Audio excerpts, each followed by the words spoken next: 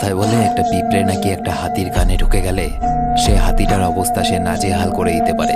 না না, পিঁপড়ে হাতির কাল্পনিক কাহিনী বলতে আসেনি, এমন এক বাস্তব ঘটনা জানবে আজকের ভিডিওতে, যা যে কোনো মুভির গল্পকেও হার মানাবে। সাল 2009, 15ই এপ্রিল।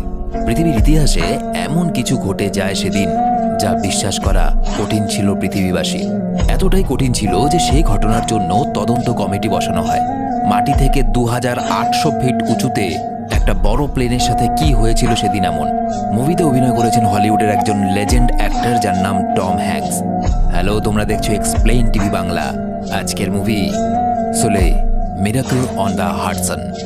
মুভি শুরুতেই দেখা যায় ক্যাকটাস 1549 নামের একটা প্লেনকে লাগোয়ার্ডিয়া নামে একটা এয়ারপোর্টের রানওয়ে 4 থেকে আকাশ পথে যাওয়ার সময় সেই প্লেনটার দুটো ইঞ্জিনই নষ্ট হয়ে গেছে।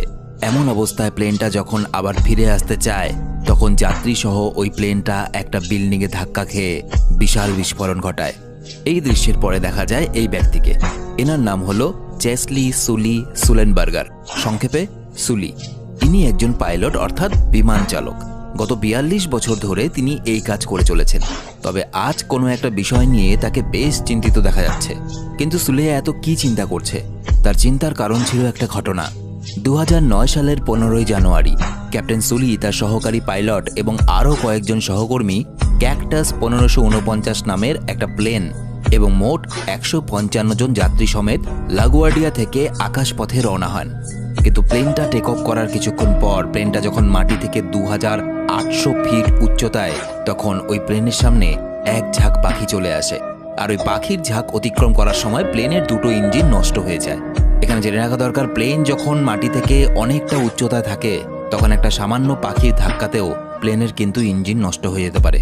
তো ক্যাপ্টেন সুলি প্রথমে প্লেনে থাকা সমস্ত জরুরি ব্যবস্থা ব্যবহার করেন। তিনি কন্ট্রোল রুমের সঙ্গে যোগাযোগ করার চেষ্টা করেন, কিন্তু সেখান থেকে জানানো হয় তিনি যেন যত তাড়াতাড়ি সম্ভব রানওয়ের দিকে ফিরে আসার চেষ্টা করেন।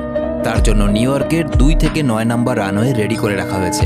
প্লেনটাকে আবার এয়ারপোর্টে ফিরিয়ে আনতে হবে। অন্যদিকে সমস্ত যাত্রীদের জানানো হয় যে কোনো মুহূর্তে তাদের এই প্লেনটা ল্যান্ড করবে, তাই তারা যেন সতর্ক থাকে। এতে সবাই খুব ভয় পেয়ে যায়।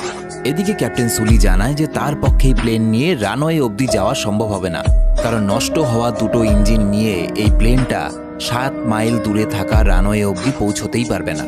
তাই ক্যাপ্টেন সুলি ঠিক করে যে তিনি হাডসন নদীতে ওই প্লেনটাকে ল্যান্ড করাবেন। এরপর কন্ট্রোল রুমের সঙ্গে ক্যাপ্টেনের যোগাযোগ বিচ্ছিন্ন হয়ে যায়। কন্ট্রোল রুমে থাকা সদস্যরা এটা শুনে বেশ ঘাবড়ে যায় এবং চিন্তায় পড়ে যায়, কারণ একটা এত বড় প্লেনকে নদীতে ল্যান্ড করানো মানে সেখানে একটাও মানুষের বাঁচার সম্ভাবনা নেই। এর আগে কেউ কখনো এত বড় নদীতে প্লেন ল্যান্ড করায়নি, তাও আবার একটা যাত্রীবাহী প্লেন।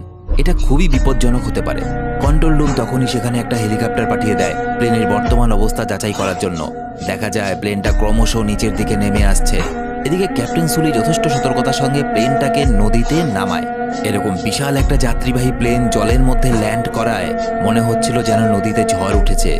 এদিকে প্লেনের ভেতরে থাকা সমস্ত যাত্রীরা কেমন একটা ভূমিকম্পের মতো অনুভব করে। প্লেনের ভেতরের সমস্ত আলো নিভে যায়। নদীকে চিরে প্লেনটা সামনের দিকে এগোতে থাকে। তবে সৌভাগ্যবশত একসময় প্লেনটা ল্যান্ডিং করানো সফল হয়। প্লেনটা নদীর ওপরে থামার পর সব দরজা এবং এমার্জেন্সি এক্সিট খুলে দেওয়া হয়। ক্যাপ্টেন এক এক করে সমস্ত যাত্রীকে বাইরে বের করার নির্দেশ দেয়। এদিকে প্লেনের ভেতরে জল ঢুকতে থাকা যাত্রীরা তাড়াহুড়ো করতে শুরু করে। এক অস্বস্তিকর এবং ভয়াবহ পরিবেশ সৃষ্টি হয়। প্লেনের ভেতরে হু হু করে জল ঢুকছিল। এই সময় সমস্ত যাত্রীদের বাইরে বের করা হয়।